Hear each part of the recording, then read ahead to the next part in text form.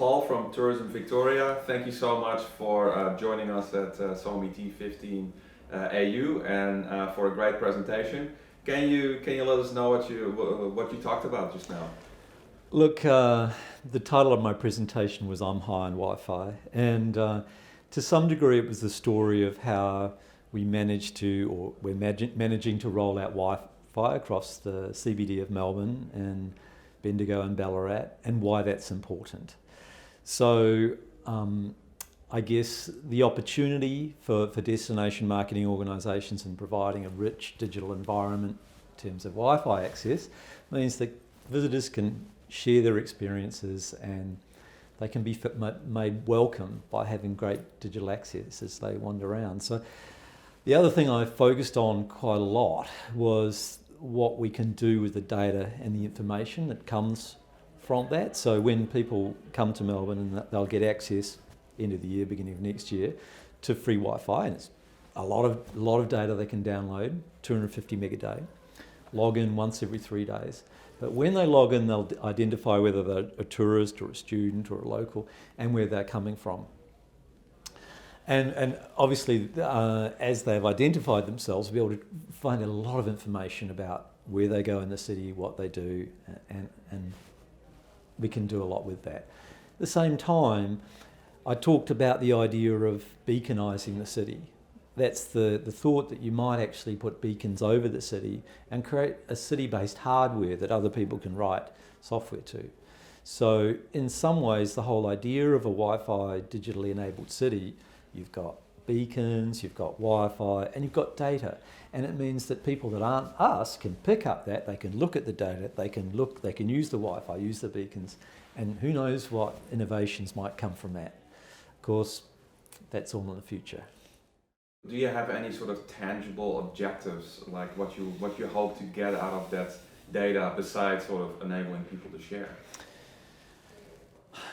That's a good question. One of the early things that I think we'll look at with the data is understanding, for instance, the conference market. So we have now a very big, relative, in Australia at least, conference venue with seating for 5,000 people, so very large conferences. And the question we have is about this dispersal away from that conference venue and their experience of the city. So that's one use case for the data to say, let's examine, I guess, what happens to the people that come to that conference and where do they go, and how can we perhaps enhance their experience, how can we maybe get them to spread more widely over the city, spend more money, because that's why we want them there, but also hopefully have a greater experience. I mean, you can imagine people writing conference apps that allow people to find each other, using the city-based architecture, whereas previously if you were international in Melbourne, you didn't have Wi-Fi, you weren't going to be roaming, you wouldn't be able to do that sort of stuff so much. Yeah, that's really a gold mine of data, right? Right now it's just assumptions, but I can imagine, when you see what people are doing, how you can leverage that data to just enhance the experience. Right? That's right. And look, if you think about the way retail stores are using that sort of data and technology at the moment to optimise the experience within their retail environments, trying to apply that thinking to cities is kind of a really interesting idea, or destinations. Yeah. I think the other thing we'll be able to do is try and understand, at least in the pilot sites, the pilots go for 5 years, Bendigo, Ballarat and Melbourne, we'll be able to see people coming and going between those two destinations. And that the issue with data is you don't quite know what you're going to get until you see the data, and you might find insights you're never expecting.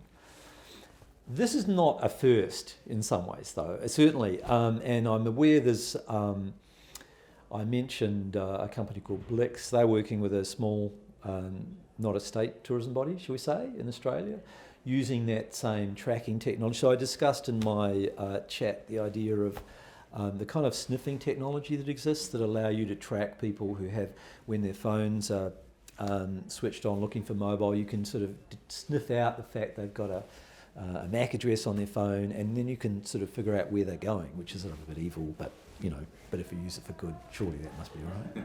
I'm from the government. What if it's anonymous data? Oh yeah, it's anonymous anyway. It should be. anyway, I guess there's some state tourism bodies are going to start. Well, we at the moment here in Australia we collect data using the IVF, the International Visitor Survey, and the National Visitor Survey. The ability to track people's tourist movement from a, say, visitor information centre to other locations and other attractions in an area is again a rich source of data around visitation, and the ability, for the sake of argument, to determine how a visitor information centre, a physical asset, might influence behaviour in a destination. Yeah. So there's people are looking at that data and saying, well, can we use that to improve visitor experience? What can it tell us about investment attraction, the development of tourism assets, for instance? People who want to invest and build new tourism experiences can use that data. So it's really early days, though. Yeah, no, it's really very exciting. Yeah. You know, I've seen you at conferences around the world. You know, this is your second time at SoMeT? It's actually my first time here. My team have gone ahead of me each time. You know, I think probably Michael presented Remote Control Tourist perhaps last time, I've always seen my social media people along to this conference.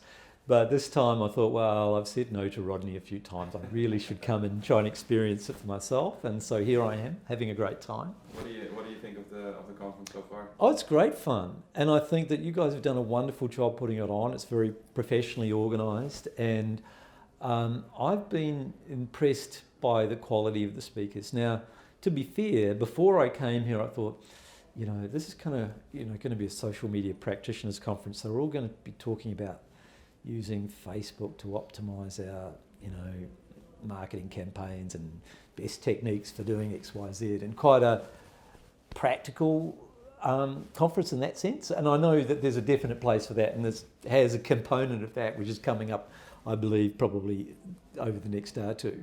But I've been impressed that this time for me, it's been able to take back and talk about big picture things that allow people to step out of their jobs and see wider opportunities and the context in which they're working, rather than maybe just thinking more very tightly about social media in a context. So I'm kind of really happy with that. Yeah, no, that's definitely the intent. Yeah. So thanks again for your presentation. It was awesome. My pleasure. Thank you for having me.